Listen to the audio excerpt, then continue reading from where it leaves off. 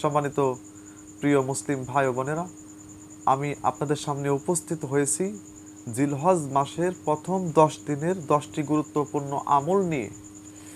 সর্বপ্রথম আমরা সকলেই আল্লাহ সুবহানাহু ওয়া তাআলার সিজদা অবনীত চিত্তে লক্ষ কোটি শুকরিয়া আদায় করব। আলহামদুলিল্লাহি রাব্বিল আলামিন হামদান কাসীরান তাইয়িবান মুবারাকান ফি। লক্ষ কোটি দুরুদ আর সালাম বর্ষিত হোক মানবতার মুক্তির দূত সাইয়্যিদুল মুরসালিন খাতামান নাবিয়িন নবী মুহাম্মদ মুস্তাফা, আমরা সকলে বলছি সাল্লাল্লাহু আলাইহি ওয়াসাল্লাম। সম্মানিত দ্বীনি ভাই ও বোনেরা, জিলহজ মাসের প্রথম 10 দিনের গুরুত্বপূর্ণ আমলের মধ্যে সবচাইতে শ্রেষ্ঠ আমল হলো, 1 নম্বরে হলো 10ম তারিখে, জিলহজের 10ম তারিখে কুরবানির পশুর রক্ত প্রবাহিত করা। সামর্থ্য থাকলে কুরবানি দিতে হবে। আল্লাহ সুবহানাহু ওয়া তাআলা যাদেরকে অঢেল ধন সম্পদের মালিক বানিয়েছেন, এবং যদি কোনো মানুষ মনে করে যে আমার কাছে 50 থেকে 60,000 টাকা আছে, আমার কাছে অনেক টাকা নেই, কিন্তু 40 থেকে 50-60,000 টাকা আমার কাছে আছে, কুরবানি দেওয়ার সামর্থ্য আমার আছে, এরকম যদি কোনো মানুষ মনে করে তাহলে তাকে কুরবানি দিতে হবে। আল্লাহ যেন তৌফিক দান করেন, আমিন। কুরবানি দিতে হবে। লা ইয়ানালাল্লাহু লুহুমুহা ওয়ালা দিমাউহা ওয়ালাকিন ইয়ানালুহুত তাকওয়া মিনকুম। আল্লাহ সুবহানাহু ওয়া তাআলা বলেন, হে আমার বান্দা বান্দিগণ, কুরবানির রক্ত এবং মাংস এগুলো আমি আল্লাহ সুবহানাহু ওয়া তাআলার কাছে পৌঁছাবে না, পৌঁছাবে হলো তোমাদের তাকওয়া। এজন্য সম্মানিত দ্বীনি ভাইরা, আমাদের সামর্থ্য থাকলে আমরা কুরবানি দিব ইনশাআল্লাহ, একমাত্র আল্লাহ সুবহানাহু ওয়া তাআলাকে খুশি করার জন্য। আল্লাহ যেন তৌফিক দান করেন, আমিন।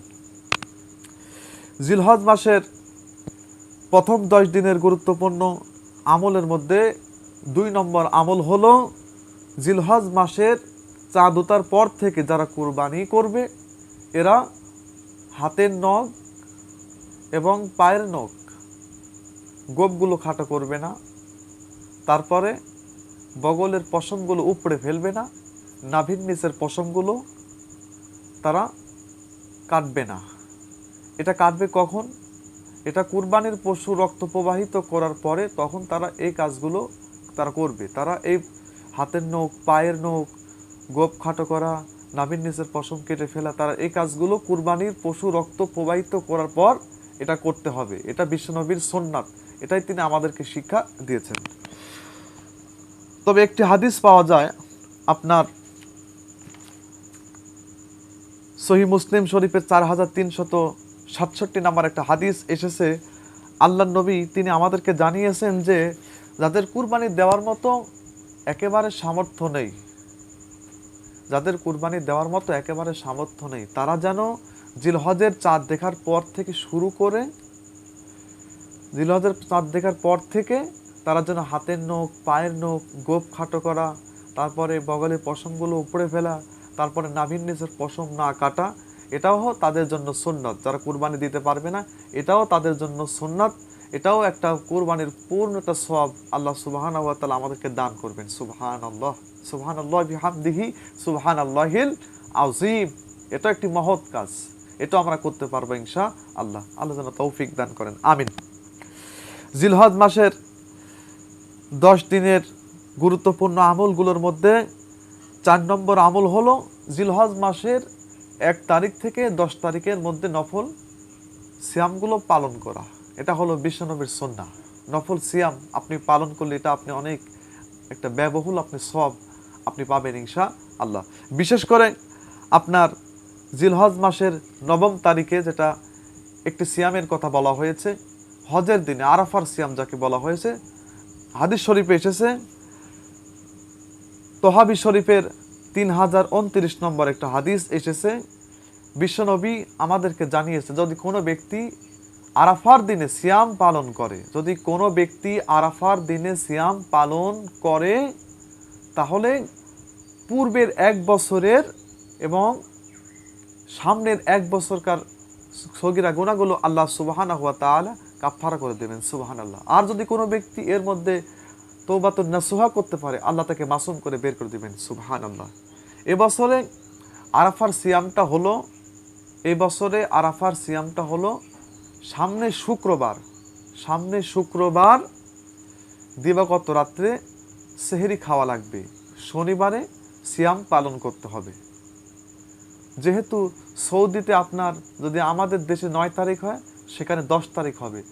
বাংলাদেশ টাইম অনুসারে আপনার জিলহজ মাসের 8ম তারিখে 8 তারিখে আমাদেরকে সিয়াম রাখতে হবে। তাহলে সৌদিতে 9 তারিখ হবে। তাহলে আমরা এই দিনে যদি সিয়াম পালন করি, এই 9ম তারিখে 8 তারিখে বাংলাদেশ তারিখ অনুযায়ী, তাহলে সৌদিতে 9 তারিখ হচ্ছে, সেই দিনে আরাফা হচ্ছে, হজের দিন হচ্ছে, তাহলে আমরা এখান থেকে বঞ্চিত হব না। আর যদি আমরা বাংলাদেশ টাইম অনুসারে যদি 9 তারিখে রাখি সিয়াম, তাহলে আমরা আরাফা পাবো না, আমরা পরিপূর্ণ সওয়াব পাবো না। আরেকটি কথা হলো, এই আরাফার দিনে আল্লাহ সুবহানাহু ওয়া তাআলা যত মানুষকে ক্ষমা করে দেন, আরাফার দিনে যত মানুষকে আল্লাহ সুবহানাহু ওয়া তাআলা ক্ষমা করে দেন, অন্য কোনো দিনে আল্লাহ সুবহানাহু ওয়া তাআলা অত মানুষকে ক্ষমা করেন না। সুবহানাল্লাহ। এজন্য সম্মানিত দিনী ভাই বোনেরা, আমি আপনাদেরকে আহ্বান করব, আমরা আরাফার সিয়ামটা রাখবো বাংলাদেশ টাইম অনুসারে আপনার 8 তারিখে, জিলহজ মাসের 8 তারিখে, অর্থাৎ আপনার সামনের শুক্রবার আপনার 14 তারিখ দিবাগত রাত্রে আপনার সেহরি খাওয়া লাগবে। সামনের শুক্রবারে দিবাগত রাত্রে সেহরি খাওয়া লাগবে।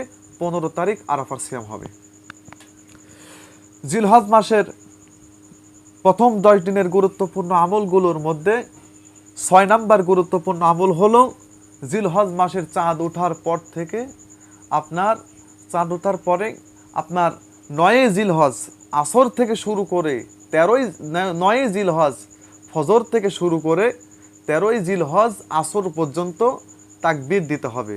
আল্লাহু আকবার, আল্লাহু আকবার, লা ইলাহা ইল্লাল্লাহু, আল্লাহু আকবার, আল্লাহু আকবার, ওয়ালিল্লাহিল হামদ। আর এই তাকবীরটি সকল মুসলিম নারী পুরুষ সবার জন্য ওয়াজিব। একবার যদি কোনো ব্যক্তি তাকবীর পড়ে, তাহলে ওয়াজিবের হকটা আদায় হয়ে যাবে ইনশাআল্লাহ। জিলহজ মাসের আপনার প্রথম 10 দিনের গুরুত্বপূর্ণ আমলগুলোর মধ্যে 7ম নাম্বার আমল হলো আন্তরিকভাবে তওবা করা।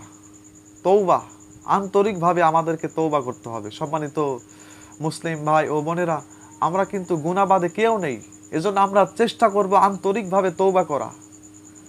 গুনাহগুলোকে আপনি মার্ক করে করেও কিন্তু আপনি ডিলিট করতে পারবেন, আবার অল মার্ক করে কিন্তু আপনি ডিলিট করতে পারবেন। যেমন আপনি যে গুনাহগুলো পূর্বে করেছেন, আপনি সব গুনাহগুলো আপনি মার্ক করবেন। আপনি যখন মুনাজাতে আপনি আপনার হাতকে প্রসারিত করবেন, আল্লাহকে বলবেন, আল্লাহ আমি এই গুনাহগুলো করেছি। অথবা যদি আপনি কিছু গুনাহ যদি ভুলে যান, তাহলে বলবেন, আল্লাহ আমি আমার জীবনের যে সকল গুনাহগুলো করেছি, সকল গুনাহ থেকে আমি অল মার্ক করে আমি ডিলিট বাটনে চাপ দিয়ে তওবা করে আমি আপনার কাছে ফিরে আসতেছি। তাহলে ইনশাআল্লাহ আল্লাহ আপনার জীবনের গুনাহগুলো মাফ করে দিবে। সূরা তাহরিমের 8 নম্বর আয়াত সাক্ষী রেখে আমরা বলতে পারি, আল্লাহ সুবহানাহু ওয়া তাআলা বলেছেন, ইয়া আইয়ুহাল্লাযীনা আমানু, হে ঈমানদারগণ, তুবু ইলাল্লাহি তাওবাতান নাসুহা। আল্লাহ বলেন, দামফানা সিহা বানু দামফানা সিহা, আদম ভুল করেছে, তোমরা আদম সন্তান, তোমরা ইবনে আদম, তোমরাও ভুল করবে। সুতরাং তোমরা ভুল করার সঙ্গে সঙ্গে তোমরা আমার দিকে ফিরে আসো তওবার মতো তওবা করে।